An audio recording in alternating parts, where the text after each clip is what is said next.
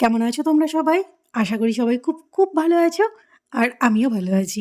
বাবুমিতা অফিসিয়ালে সব্বাইকে স্বাগত জানাই। আজকে আমি আরও দুজন মিলে বেরিয়েছি সরস্বতী ঠাকুর দেখতে।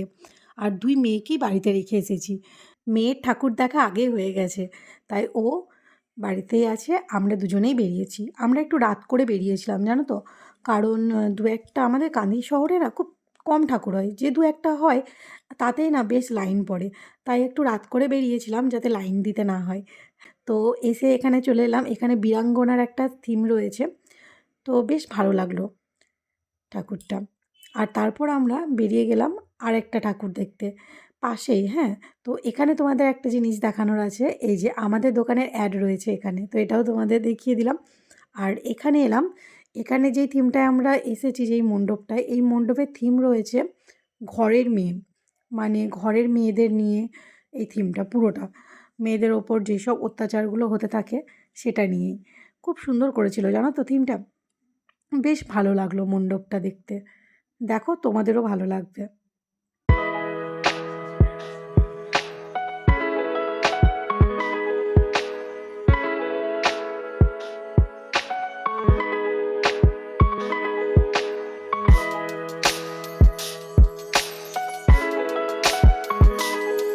তো এই মণ্ডপ থেকে আমরা বেরিয়ে এলাম।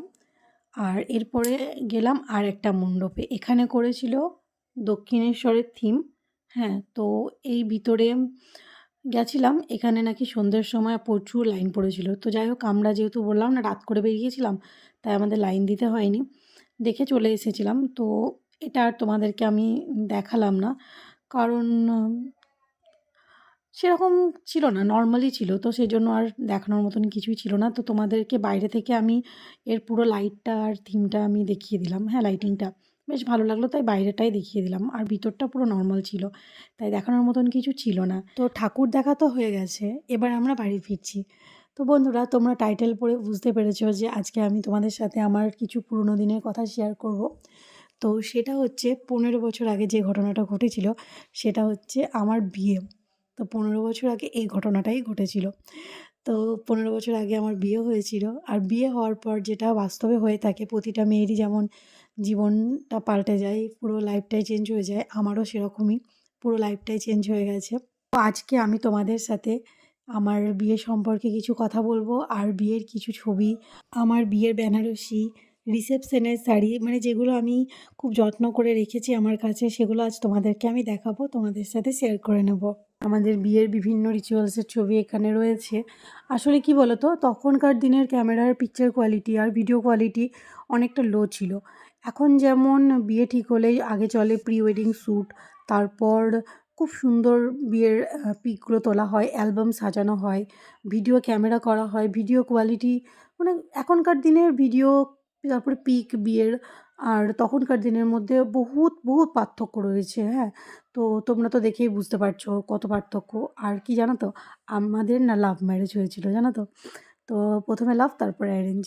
হ্যাঁ, আর আমাদের বয়সও তখন খুব অল্প ছিল। মানে আমার ছিল ১৬ বছর আর ওর ছিল ২০ বছর। এই ৪ বছরের ডিফারেন্স দুজনের মধ্যে। তো তখন আমি কেবলই 11 এর টেস্ট পরীক্ষাটা দিয়েছি। আর বিয়ের পরই আমি ফাইনাল পরীক্ষাটা দিই। এখানে যে কাপড়টা তোমরা দেখতে পাচ্ছ, এটা হচ্ছে আমার বিয়ের বেনারসি। হ্যাঁ, এই কাপড়টা পরে আমার বিয়ে হয়েছিল।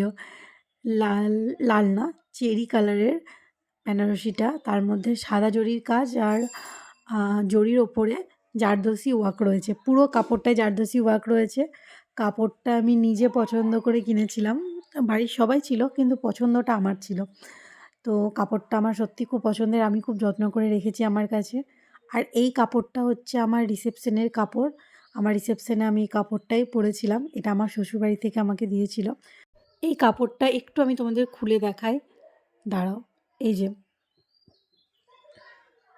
এই কাপড়টার না ভিতরটা খুব সুন্দর কাজ জানো তো?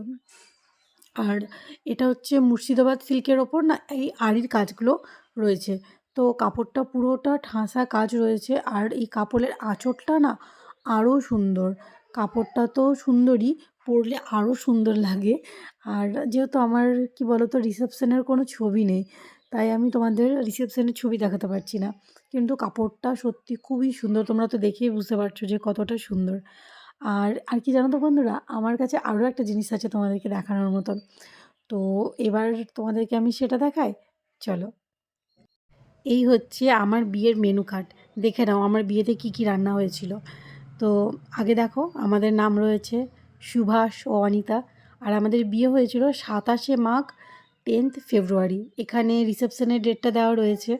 তো তারপরের দিনের 28শে মাঘ 11ই ফেব্রুয়ারি 2009 সালেই হয়েছিল আমাদের বিয়ে। অনেক দিন আগে বলো, অনেক দিন আগে, 15 বছর আগে। আর এই রান্নাগুলো হয়েছিল। তো বন্ধুরা, আজকে আমি তোমাদের সাথে আমার অনেক পুরনো স্মৃতি, অনেক পুরনো দিনের সব কথা তোমাদের সাথে শেয়ার করে নিলাম। আর আমাদের ছাদে ফোটা এই সুন্দর গোলাপটার ভিডিওটাও তোমাদের সাথে শেয়ার করে নিলাম। তো বন্ধুরা, ব্লগটা এখানেই শেষ করছি। আমার ব্লগগুলো ভালো লাগলে অবশ্যই একটা লাইক করবে। আর হ্যাঁ, আমার চ্যানেলে নতুন হলে চ্যানেলটা সাবস্ক্রাইব করে আমার পাশে থাকবে। তো বন্ধুরা, দেখা হচ্ছে পরের ব্লগে। কেমন? সবাই ভালো থেকো, সুস্থ থেকো। এখন আসি, বাই।